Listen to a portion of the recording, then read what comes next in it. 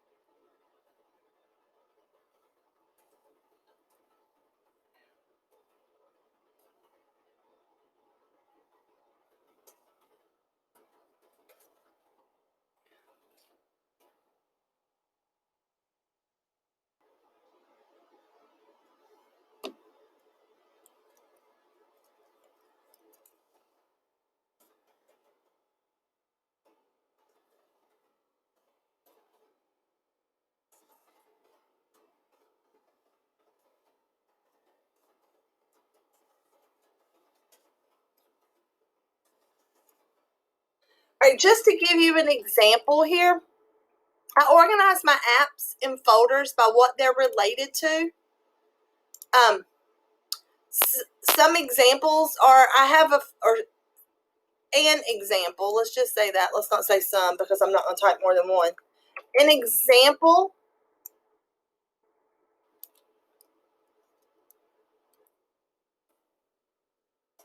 of what I have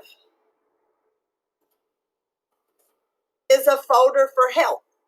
And in it is my Apple Health app, my Fitbit app, and like my Follow My Health app for my doctor. I also have an app or a folder here that puts like all my games in it, one for like social media. And the purpose of this is just to show you how we organize things, and you may organize something different than I do, but we organize things to keep us, basically, you could say, organized together so that we're not scattered everywhere.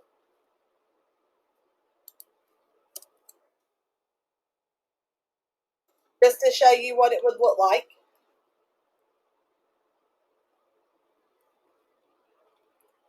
And typically I would, put my phone up in the classroom so you could see what I have. And most people at this point are amazed because, Miss Parsons does do, TikTok and Snapchat and Instagram when y'all think, teachers have no life. All right, next, if we click next, we're going to get to the organizing information graphic organizer. As we go through the Nearpod, each of these are in order by the actual graphic organizer. When you get down to the spatial order or geographical order of location, it's worded a little different on the Nearpod, but it is the same. They go in order. I'm not going to type on this because I feel like y'all can do that. So I'm just going to open up my screen full screen so we can see what's here. As we were talking about Objective 1.02, we're just trying to record information to maintain and present a report of business activity. Now we're talking about Objective B and how we organize our information and put it together. As you think about organizing information, there are 3 reasons that you organize information after you take these notes. Because, we talked about note taking, I think it was yesterday. Well, now we're going to talk about after we take these notes, what do we do with them? So we organize the information because it makes it easier for us to find. That's why I organize the apps on my phone. It allows you to be better prepared because you know where things are at. And thirdly, it makes information easier to be understood and remembered because you're going back to look at it. So now, just for a moment, let's think about this. Your target audiences, they have an impact on your organization of information. So think about this. If our target audience was students, we would organize things in such as units, objectives, modules. But if we're talking about tourists, somebody who tours all the time, you might organize information by activities in chronological order, such as this was done on this date or day, or by the places that they go because it's organized geographically. We can say we stopped in Troy, then Bisco, then Candor, then Rockingham, and then maybe our next stop was the beach. So, we organize things if we're touring by the way that we travel, but it depends on who your target audience is as to how you organize your information. All right, so now common approaches to organizing information is just in chronological order, problem and solution, order of importance, deductive order, and inductive order. So now let's take a look at some of these. As we look at indexed order or alphabetical order, you've got your definition on one side and example on the opposite. And some of these may not have examples. As you think about the definition, an alphabetical index, referred to as just an index, is a list of keywords or phrases used throughout a document that, if listed in order, may help the reader quickly find this information. An index can be found in the back of the book. It lists several keywords or phrases, and they're in alphabetical order with page numbers. You may find indexes in the back of cookbooks, textbooks, maybe if you're searching for parts for an automobile, there may be an index. And they're typically listed in alphabetical order so that it makes it easier for us to locate what we're looking for. Chronological order. This is places each piece of information into a sequence of dates or time frames. Think about history. You may see chronological order when you're documenting and looking at when a war took place and where it happened at. This method of organization is helpful when reviewing historical data or explaining why or how a particular result occurred over time. So for this one, you can use the definition as the first one, example as the second one. Your inverted pyramid. It is a common method for writing news stories and has adapted to other kinds of text such as blogs and editorial documents. So the very first part, it is a common method for writing news stories, is your definition. Your examples can be blogs and editorial columns, because when you think about an inverted pyramid, your most newsworthy information goes at the top, and then as it goes down, it gets least important. Climatic order. It is the arrangement of details or ideas in order of increasing importance or force. It's the principle of saving the best for last. You can put saving the best for last as your example. All right, this is the one that I told you that's going to be named a little different. This is going to be your spatial or geographical location. Order of location or importance. This presents the most important piece of information first, followed by the less important information and where it is stored. Your definition or your example here, it just helps build the strength of an argument or an idea. So you can use the first bullet as your definition, the second one as your example. All right, simple to complex. Simple problems require small snippets of information as the answers, whereas complex may require you to do a little synthesizing, maybe digging a little deeper for the information in multiple documents to have multiple answers. So when you go from simple to complex, simple takes really no thought, but the more complex you go, the more you're going to have to research and dig into it.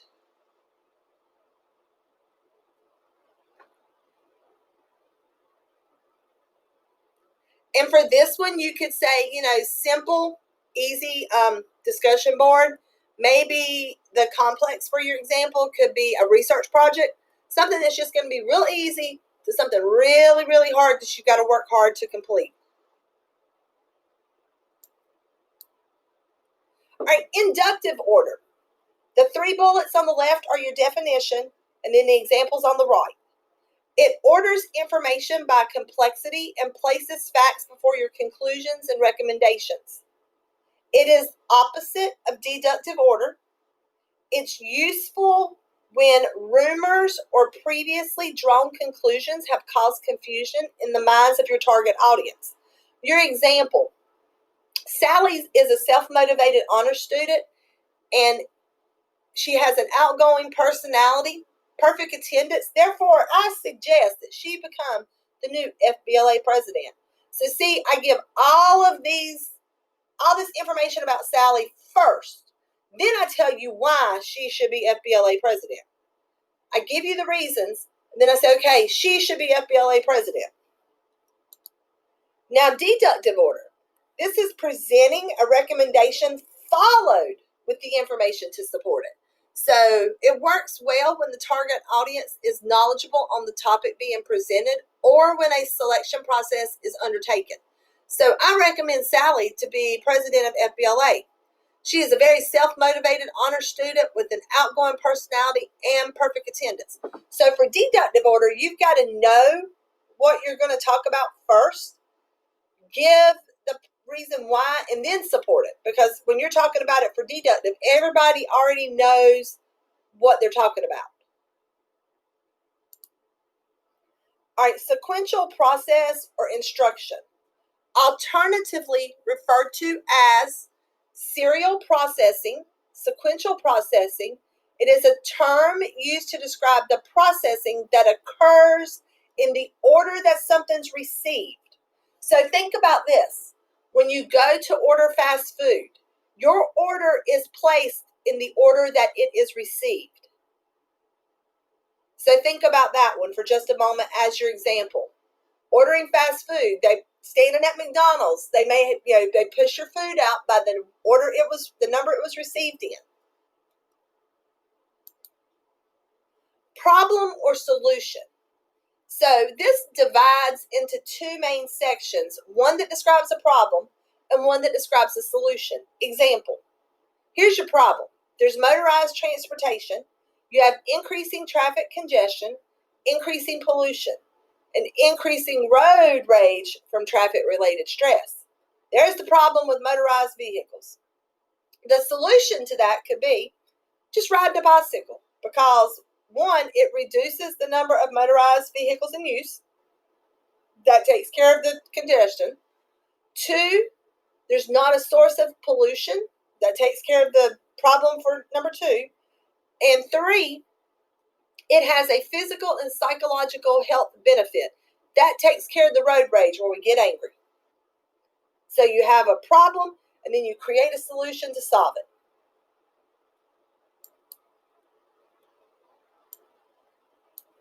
Classification. This is just the action or process of classifying something according to shared qualities or characteristics. Example, the classification of a disease according to the symptoms. Oh, you have the sniffles. Oh, you have a cold.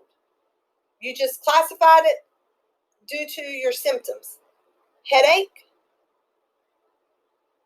bones ache, chills. Oh, you have the flu.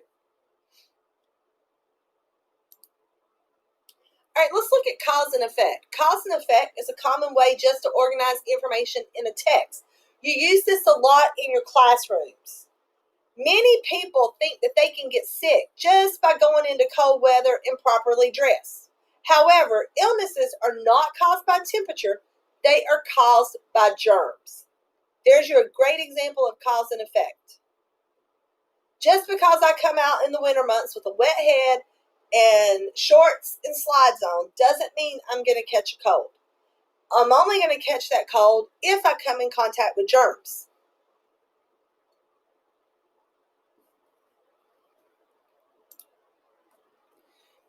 Comparison and contrast.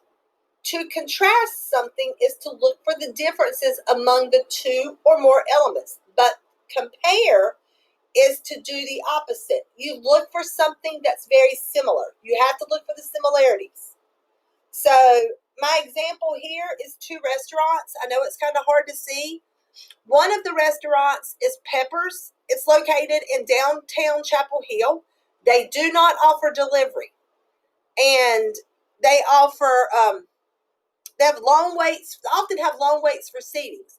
The other restaurant is going to be downtown Carborough. They do deliver. You don't hardly ever have to wait because Carborough's not that busy. And what they offer that's similar, they both offer pizza. They're Italian restaurants. They both offer unusual ingredients. And then their prices are very similar.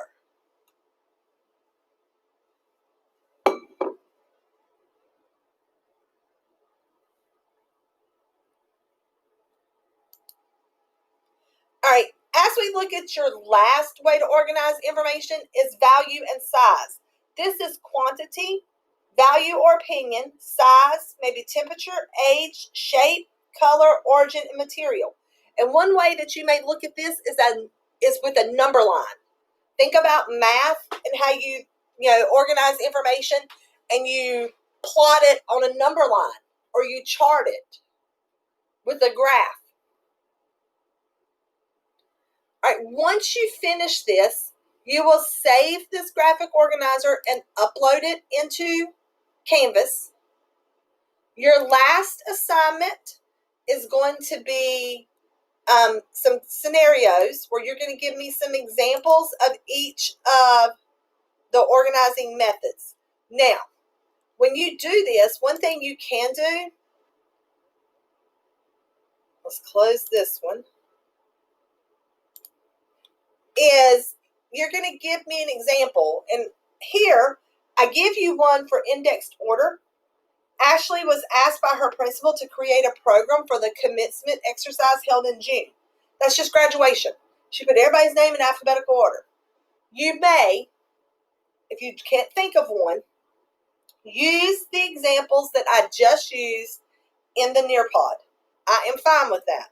But I would like for you to try to think of one on your own. You may also Google chronological order examples and use them. I am fine with that. When you finish this, if you will save and upload your assignment into Canvas, this is going to be the last activity for today. If you finish your assignments early, please make sure that you go back and upload any assignments for the week, for the past 2 weeks that you've not done, because it's not going to be much longer and it's going to be time for interim reports. So I need you to make sure that you're getting those missing assignments turned into me. Double check, look, I'm going to Grades are posted in the grade book in Canvas and in PowerSchool, but in Canvas, I'm putting comments to them if something is not correct. If you have any questions about the assignment for today or any other day, please call or email me. Thank you and have a great rest of your day.